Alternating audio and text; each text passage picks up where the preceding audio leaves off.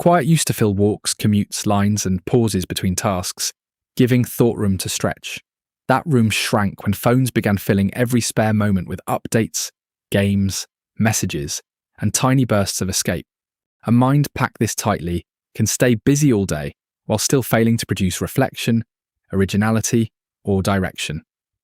When every pause becomes occupied, the deeper mental work that clarifies priorities and generates insight gets crowded out. That loss matters because creative block is rarely just a shortage of effort or information. It can also be a sign that attention never stops reacting long enough to notice what needs rearranging. A quieter pace once made ordinary sidewalks, neighbourhood details and inner questions suddenly vivid and usable again. Discomfort came first, but staying with it opened a different relationship to work, family, and personal possibility.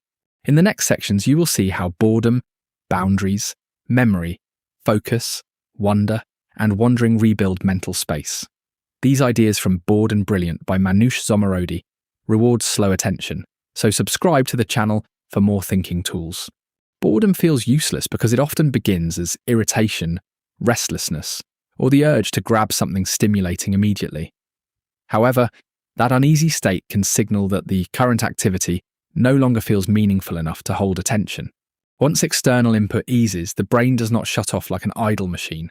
Instead, it moves into default mode, linking memory, self-reflection, future planning, empathy, and problem-solving behind the scenes. That is why boring tasks or quiet pauses can trigger surprising connections that forced concentration could not produce. Sandy Mann found that people given dull phone book tasks later produced more creative uses for paper cups. Mind-wandering can also help reinterpret difficult conversations by revisiting them without the heat of the original encounter. It allows thought to become less reactive and more exploratory, which is crucial for understanding people and choices. This inner movement is most useful when it turns from painful rumination toward future-oriented and constructive thinking. Boredom becomes valuable once it stops feeling like emptiness and starts working like a doorway into deeper thought. Phones capture so much attention because they blend novelty, convenience, entertainment, and social reassurance into one easily accessible device. A feed, notification, or game offers instant relief whenever discomfort, uncertainty, or idle moments begin to arise. This pattern can train the mind to expect relief the moment boredom sets in, rather than learning from it. Over time, the habit evolves from simply checking a device to fleeing any pause that might deepen awareness. Digital overload also fragments everyday life into half experiences that never fully become memories, work, or genuine connections. A meeting loses its sharpness, lunch loses its presence, and commuting loses the reflective space that once organized the day. The issue is not technology itself, as these tools can inform, connect, and genuinely assist in everyday life. The problem starts when the search for stimulation overshadows intention, turning the phone into an escape hatch. This leads to diminished productivity, strained health, and a mind that mistakes constant response for meaningful mental activity. Reclaiming attention begins by recognizing that overload is not just busy, but also mentally thinning and repetitive. One of the simplest changes is physical distance, as visibility keeps the mind tethered even before the screen lights up. A phone in the hand or pocket invites anticipation, whereas a phone in a bag weakens that constant pull. This matters especially in transit, where people often assume they are wasting time unless something digital fills it. Yet, rides, walks, and waiting periods are ideal conditions for reflection, as the body moves while thought loosens. Commuting without a device can feel awkward at first, because the brain expects instant occupation and quick reward. But after that initial discomfort, details return, articles get processed more deeply, and calmer analysis starts to surface. Data from the challenge even pointed in this direction, with fewer pickups when phones stayed farther from reach. Small barriers matter because habits are physical as much as psychological, and access shapes what attention does next. Keeping devices out of sight restores unnoticed pieces of the day that can become thinking time again. Mental space grows when the easiest response is not another glance, but a few unclaimed minutes of thought. People often photograph everything, believing a camera offers insurance against forgetting something worth keeping.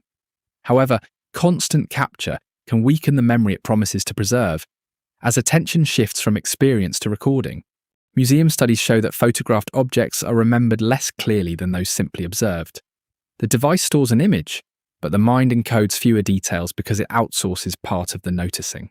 This matters beyond museums, as phones now interrupt meals, trips, performances, conversations, and even moments between parent and child.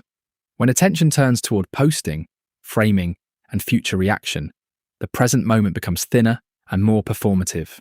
A screen can also flatten human exchange, making another person feel watched rather than actually seen. That is why a photo-free day is not anti-memory, but a way to practice fuller presence. When looking replaces capturing, perception gets richer, and the experience stands a better chance of remaining intact.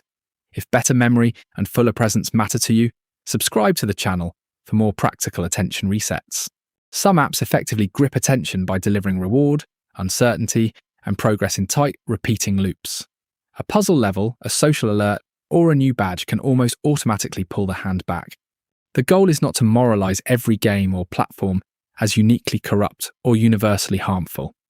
Instead, the question is whether a given app serves a real purpose or quietly drains time and clarity. This question becomes sharper when an app appears during anxiety, fatigue, boredom, or the wish to avoid thinking. Then, the device is no longer just entertainment, but a fast-acting shield against discomfort and unfinished problems. Deleting one habit-forming app can reveal how much emotion lies beneath the routine. Even small design frictions, curfews, hidden passwords, or harder access can slow the loop and restore choice. Breaking compulsion rarely starts with perfect discipline, but with honest observation of what the behavior is doing. Once the loop becomes visible, attention can shift from reflexive reward to more deliberate use of technology. Deep work becomes harder when interruptions stop feeling exceptional and start feeling like the normal texture of work. Messages, emails, alerts, and open tabs all compete to define what deserves attention in the next second. External interruptions are damaging enough, but self-interruptions can be just as frequent and even more automatic. After a hectic stretch, people often keep breaking their own focus even when nobody else is bothering them. This means distraction spreads forward, turning one fragmented hour into a pattern of continued fragmentation and stress. Higher attention switching is linked with greater stress, especially for workers expected to stay constantly responsive. Yet, creativity, long-term thinking, and real problem-solving need silence, continuity, and enough time to hold complexity.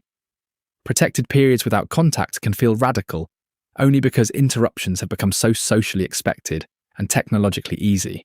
A fakecation or silent work block does not reject responsibility, but creates conditions where difficult thinking can happen.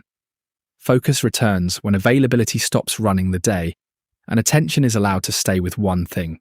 Wonder diminishes when focus shifts to seeking updates rather than appreciating what is right in front of us. Children quickly adopt this habit, but adults do it too, often defaulting to screens for stimulation. To reclaim wonder, lift your chin, stay a little longer, and notice the ordinary details that enrich your life. These overlooked specifics are the details that constant digital feeds teach us to overlook. Noticing is active because it often sparks chains of curiosity, associations, and creative responses. An old postcard on a wall can lead to a journey into an artist, a community, and a new drawing practice. A public place, a hallway, a park, or even a familiar room can regain mental richness through careful observation. The change begins when observation replaces swiping, and questions arise from what is physically present. Noticing is more than mindfulness or nostalgia. It also becomes the first step in creating something new. Wonder returns when attention shifts from performance to engaging the world with steady curiosity and patience. Wandering matters because important decisions are often too tangled to solve through forced effort and immediate reaction alone. Some problems require open space, slow pacing, and enough boredom for underlying motives to become clearer. That is why the final challenge asks for a troubling question, a boring setup, and protected reflective time. The goal is not to produce a magical answer on command, but to allow better questions to surface. Mind wandering can organize life across longer horizons by connecting current frustration with future roles and values. It helps a person ask what kind of parent, worker, partner, or creator they are actually becoming. That broader view can lead to concrete changes such as blocking school pickups or protecting playful time with children. It can also reveal that a feared question contains several possibilities rather than one simple verdict. Boredom supports this planning by loosening fixed scripts and allowing identity to be revised with more honesty. Wandering becomes useful when it turns vague unease into clearer priorities, experiments, and next steps. The central change here is not rejecting technology, but becoming far less passive about how attention gets spent. Phones remain useful tools, yet they no longer dominate every transition, lull, or uncertain emotional moment. That shift creates space for memory, deeper work, richer noticing, and more honest thoughts about where life is going. It also explains why participants reported finished manuscripts, less burnout, easier schoolwork, and a renewed sense of thinking time. The measurable drop in phone use was modest, but the subjective change felt much larger and more durable. People described awakening from mental hibernation and feeling that their phones had become tools rather than companions. The goal is not to chase boredom as an aesthetic ideal or punish yourself with total disconnection. It is to protect enough empty space for the brain to do the reflective work that stimulation keeps postponing. From there, brilliance looks less like genius and more like clearer choices made with steadier attention. If you want more ways to think with greater clarity and intention, subscribe to the channel and keep building that space.